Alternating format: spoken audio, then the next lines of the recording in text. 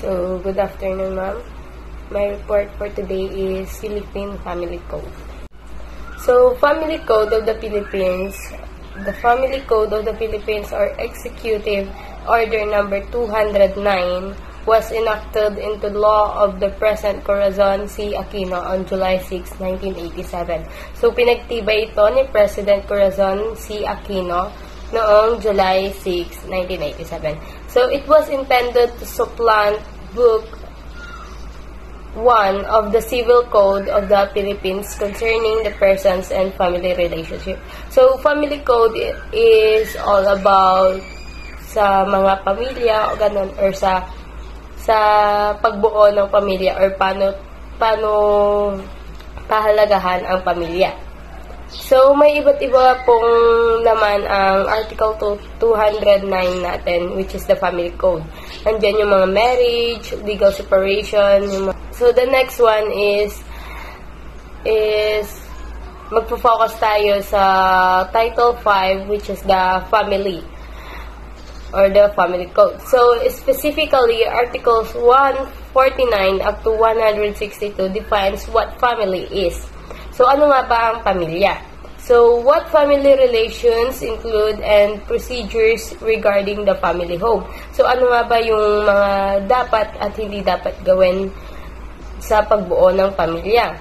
So, the family, being foundation of the nations, is a basic social institution which public policy cherish and protects.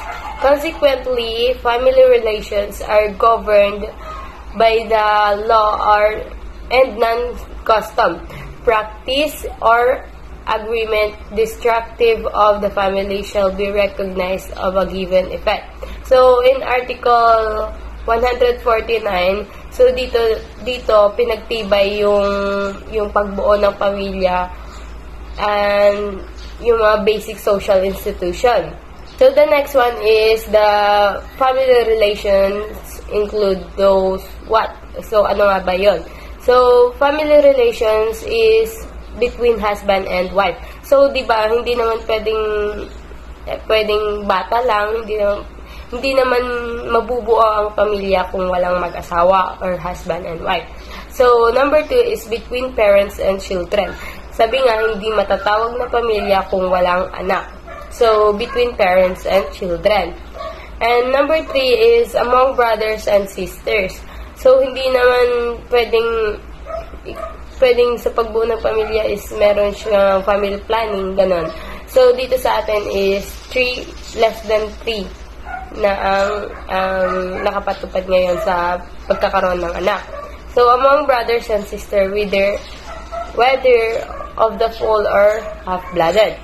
So, pwedeng matawag ng pamilya kahit hindi mo kadugo, or yung half-sister, half-brother mo lang. So, the next one is, no suit between members of the same family shall prosper unless the appear from the verified complaint or petition the earnest efforts towards compromise. So, dito naman is naano yung mga pamilya na hindi nagbibigay ng mga sustento, ganon, yung anak-anak ka lang, tapos biglang wala nang responsibilidad, ganon. So, nakapaloob din yun sa article, sa Family Code of the Philippines. So, the family home constitute jointly the husband and wife. Sabi ko nga, kahit hindi kayo kasal or kasal man kayo, at meron kayong pamilya, meron kayong obligasyon sa isa't isa or sa family nyo. So, the family home din constitute of the house and lot from the time occupied as the family residence. So, kapag bubuo na kayo ng pamilya is, dapat meron kayong mga plano. Meron kayong mga plan in the future na, ganito, bubukod tayo, ganun, di ba? Sa pag-aasawa or sa pagbubuo ng pamilya is hindi naman biro, hindi naman ganun kadali. So, in process, kailangan meron talaga kayong plano sa isa't isa or plano sa buhay para sa mga anak nyo. So, from the time of the Constitution, so long any beneficiaries actually resides, therein the family home continues, such as exempt the execution, forced sale, or attachment, except the provide to extend the value allowed by law. So the next one is the beneficiaries of the family home are. So sino nga ba yung mga beneficiaries, or sino nga ba yung nagbe-benefits ng family home or yung family? So the husband and wife or unmarried person who is head of the family. So nagbe-benefits din yung mga head of the family. Kasi syempre ikaw na padre de pamilya, ikaw na ina ng tahanan, is kailangan mong ma-provide yung mga needs ng mga bata or yung mga needs ng mga anak mo. Hindi naman kasi sa bubuo ka ng pamilya, basta pamilya lang na natawag, ganun. So, the other beneficiaries is their parents, antecedents, descendants, brother and sister, whether relationship is legitimate or illegitimate. So, anak mo man or hindi, or anak man ng husband mo sa una niyang asawa, or anak man ng wife mo sa una niyang asawa, ganun, is kailangan mong i-provide yung mga needs nila as a parents. So, who are living in the family home and who depend upon the head of the family is legal support. Sabi ko nga, kailangan mong magsuporta pagbubuo ka ng pamilya. Kailangan may mga plano ka kapag bubuo ka ng pamilya. So, the next one is the family home shall be exempt from the execution, sale, or attachment except the non-payment of taxes. So, non-payment of taxes is hindi naman pwede na may pamilya ka is wala ng tax na ano. So, for example, mag-grocery ka lang, di ba? Merong mga tax. So, the next one is for debts incurred prior or constitution of the family home. Hindi naman lahat tayo mayaman, ganun. So, nagkakautang din tayo. So, kailangan kapag mag-uutang ka, diba, syempre babayad ka. So, number 3 is for debts secured the mortgages on the premises before and after such constitution. So, may mga utang kasi na na may hangganan, ganun. May mga utang na kailangan mong bayaran this day, this year, ganun.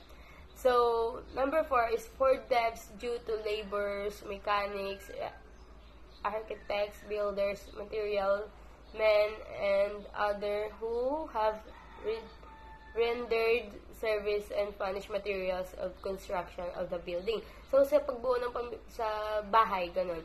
So, sa pagbuo ng bahay, yung mag-asawa, yung pamilya, is hindi naman sasabihin na sakto lahat, ganun.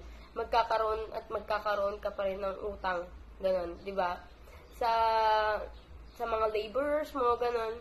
So, kailangan kapag bubuo ka ng pamilya is alam mo or kaya mong i-provide lahat ng needs ng pamilya mo. Kailangan meron silang shelter, meron silang foods, mga supplies, ganun.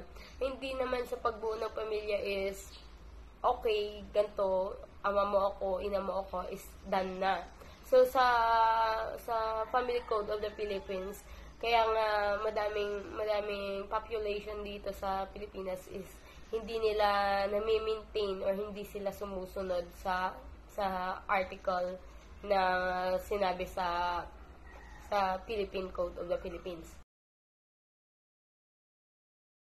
So, the next one is, what is the value of the family home? So, ano nga ba yung value ng family home or pagbuo ng pamilya? So, Article 157 stated that the actual value of the family home shall be not exceed. Sabi ko nga, di ba, sa pagbuo ng pamilya is meron ng what do you call this? The family planning. Hindi na gaya dati na basta anak lang ng anak. Pero dito sa Pilipinas, hindi pa naman masyadong yun kasi meron pa rin, nadami pa rin. So, at the time of its constitution, the amount of 300,000 pesos in urban areas and 200,000 pesos in rural areas, such amounts of theater fixed by law. So, sa pagpapatupad naman ng law na ito is madami din namang sumunod at madami ding natulungan. So, hanggang doon lang po and thank you for listening.